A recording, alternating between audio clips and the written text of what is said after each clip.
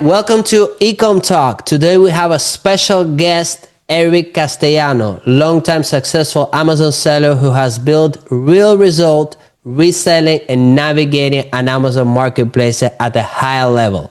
He have managed over $500 million in sales. Billion, yeah. Crazy number.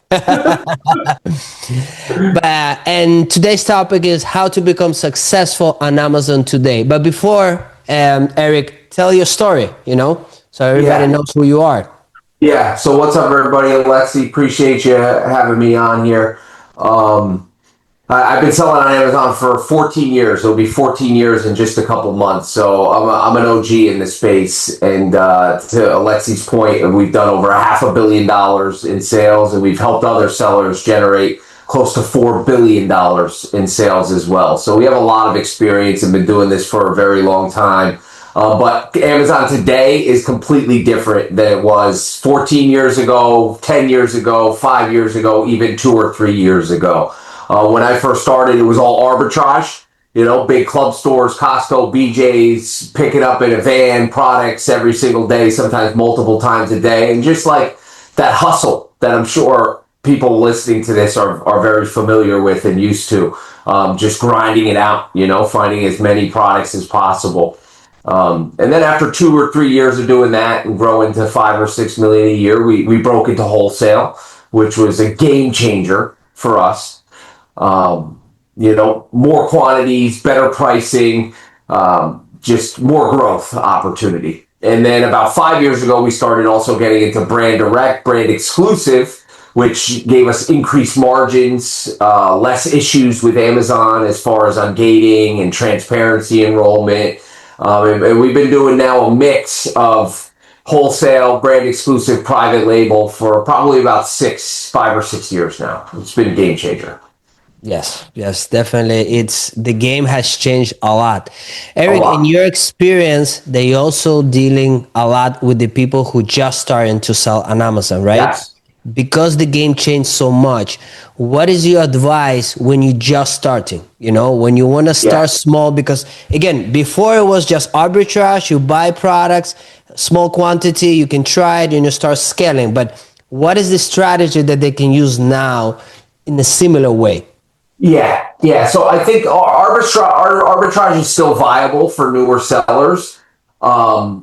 If you're buying from the right stores, you don't want to be buying from discounted retail stores. There's some issues with like TJ Maxx and stuff like that. But if you're buying from big retailers, and the products are legitimate, it's a great way to start because your investment cost is much lower, right? You don't have to spend $3,000-$4,000 on a wholesale order. You could start with $100, $200, $500 and kind of learn the game. I think that's where a lot of sellers make mistakes. They want to go full-fledged into this thing instead of easing their way into it. And so I always recommend start with, a few products, feel out what it's like to list a product, prep a product, ship a product, deal with the customer return before you invest thousands and thousands of dollars into an Amazon business.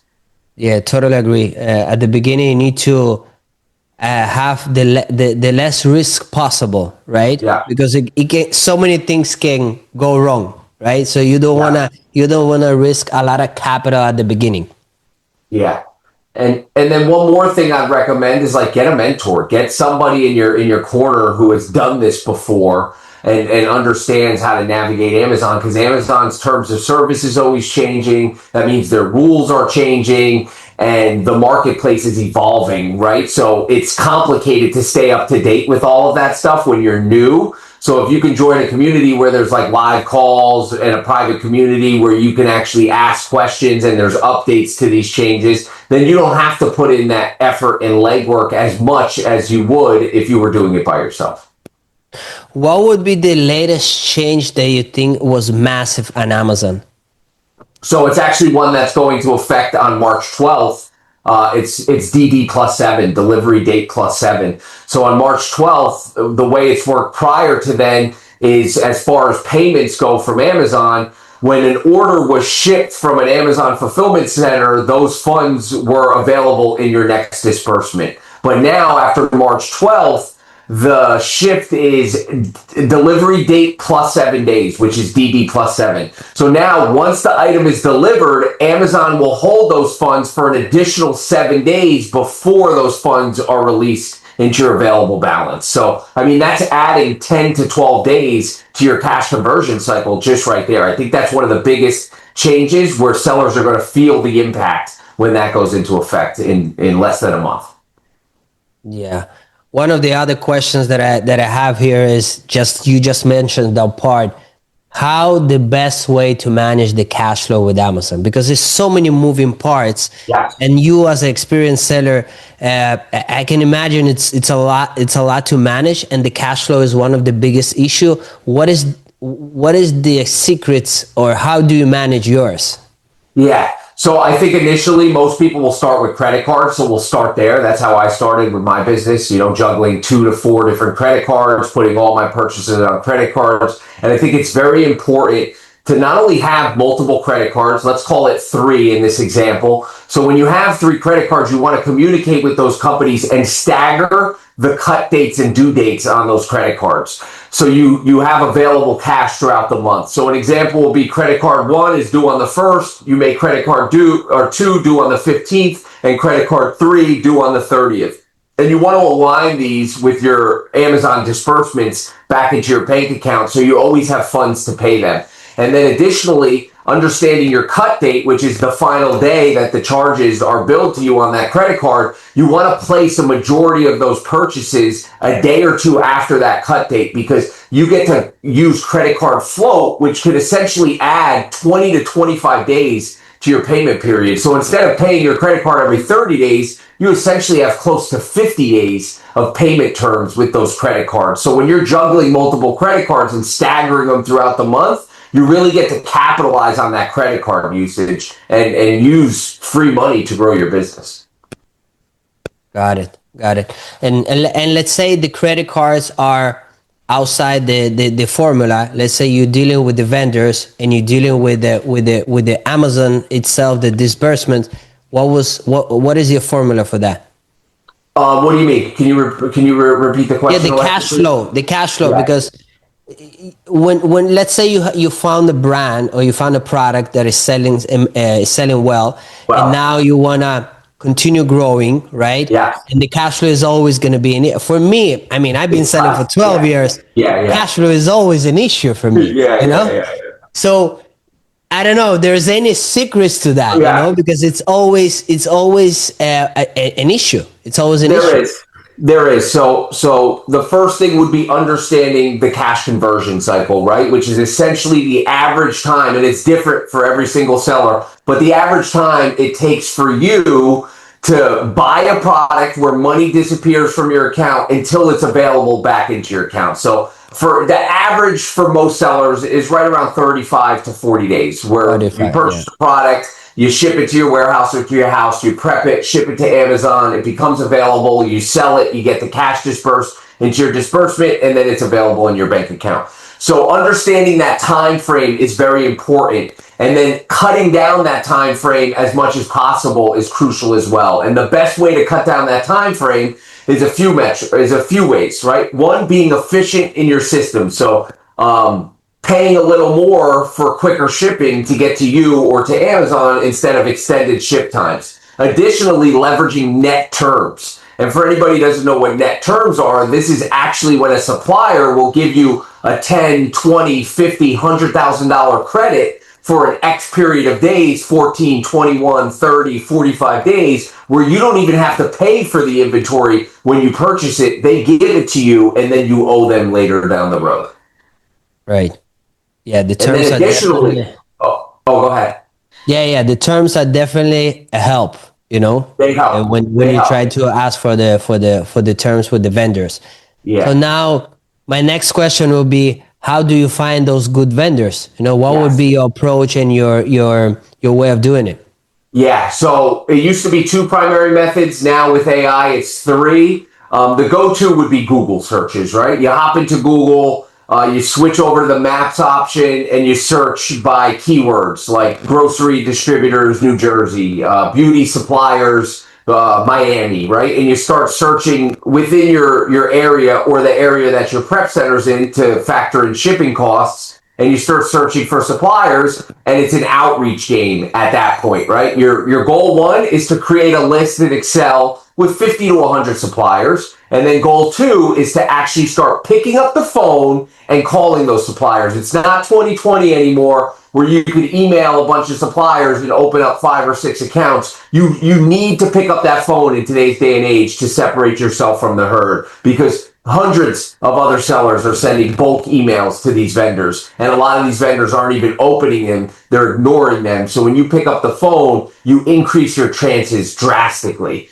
right? The second option would be to go to trade shows, right? And for anybody who doesn't know what a trade show is a place where these vendors, suppliers, distributors, and brands hang out. There's a very big one that a bunch of us are going to at the beginning of March in Anaheim, California, called Expo West, right? 5,000 different brands will be there. That means I want to be there. That means you should want to be there.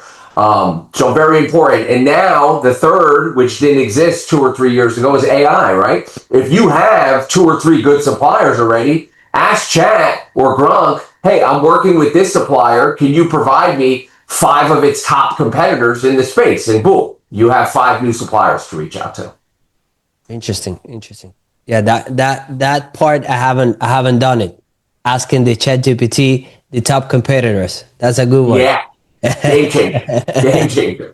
Tell me what is the way to approach, let's say, the trade show, right? You said the trade show, you go to a trade show, and as you know, just saying, hey, I'm an Amazon seller, sometimes this is just a red flag. Yes. What would be the best way to approach those brands or distributors?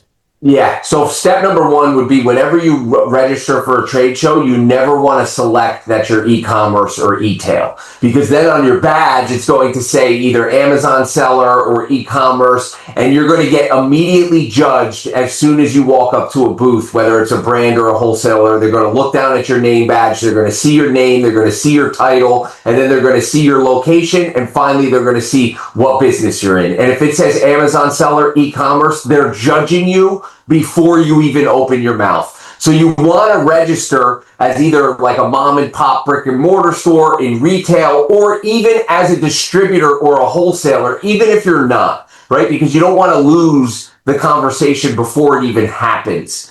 And then secondly, you got to do your research before going to the trade show. So any trade show, their website has what's called a vendor directory, which is a list of every single brand, wholesaler, distributor, vendor that will be at that trade show. So your job is to actually look at that list and research it prior to going, so you can map out which vendors you definitely want to talk to, so you have a game plan of who to talk to and what to say, because you've done your research prior to showing up. Awesome. Great answer. Eric, let's say you have to start over, right? Yes. You only have $10,000. You know the Amazon game. What would be your first steps? Yeah. So, and this is assuming I have the experience I have right now, or I'm brand new? Yes. You have an experience. You know what to do, but you just only have $10,000 and you want to start scaling. What would be your approach? So my approach would be probably to find a brand that's doing around 10 or 15, well, more like $15,000 or $25,000 a month. Because if I have 10,000 in purchase available cash, then I could purchase $10,000 worth of inventory, which would equate to about $25,000 in sales revenue. So I'd be looking for brands that are doing between $15,000 and $25,000 in monthly sales, and I would try to get an exclusive agreement with them where I am the sole seller, zero competition on their listings. Love it. Any software that you recommend for our audience? Like, what software do you use for all your research and all your studies?